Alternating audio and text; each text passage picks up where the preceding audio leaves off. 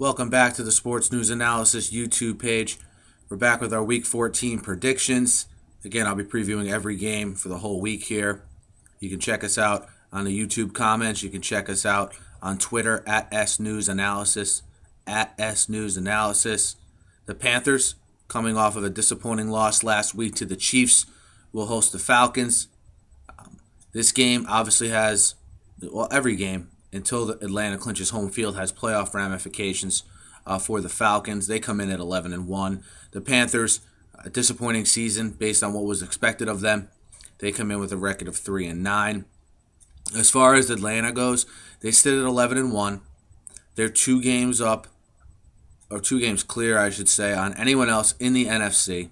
So if they could win this game, based on other things that happened, they could even sew up the home field.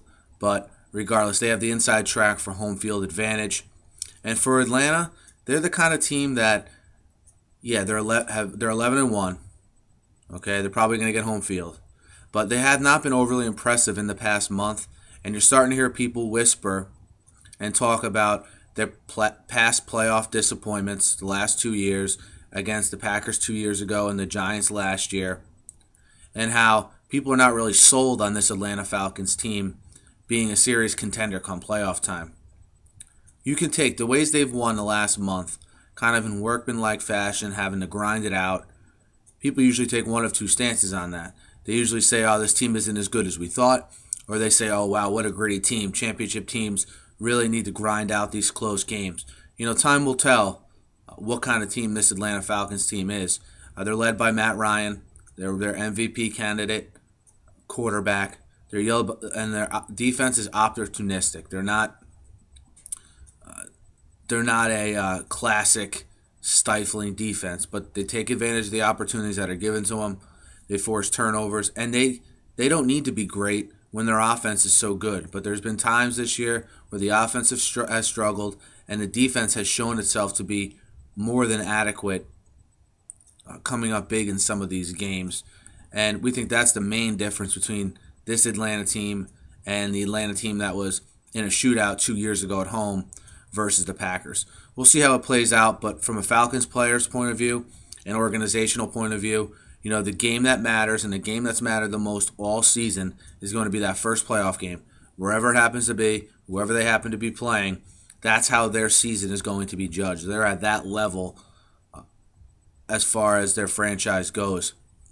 On the other end of the spectrum, you have the Panthers, 3-9, hoping to build on last year, a season in which they were better than expected. They weren't great, but they were a lot better than expected. Cam Newton has come out this season and not had as good of a sophomore campaign as he had a freshman campaign, which a lot of people saw coming. I got to give some of the media pundits credit. People were either all over the Panthers this year and thought they were going to be great, or they thought Cam Newton would take a step back, and I think we're seeing Cam Newton take a step back this season. You're hearing a lot of things now that Cam Newton's not playing well, you're hearing a lot of things starting to leak out about Cam, about how he's not a team player, about some issues he had last year at the Pro Bowl with some of his other Pro Bowl teammates. So now that he's playing bad, you're starting to hear some things leak out about him. Who knows if they're true? All this stuff comes from anonymous sources, so who knows what you can trust and what you can't.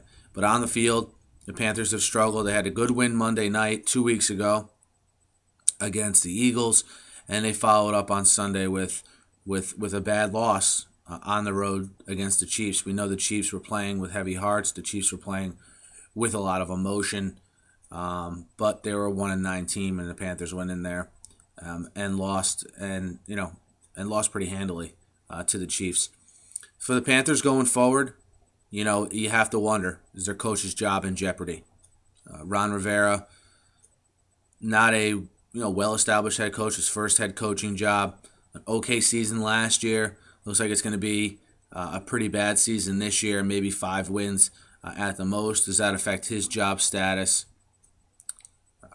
For a team that has a young quarterback, they have a lot of older building blocks around Cam Newton, whether it's the 2 running backs, D'Angelo Williams and Jonathan Stewart, who aren't old, but they're not young anymore.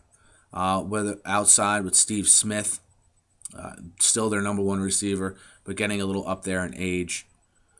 Be interesting to see in the offseason what they do going forward, what they do with this high draft pick that they're going to have.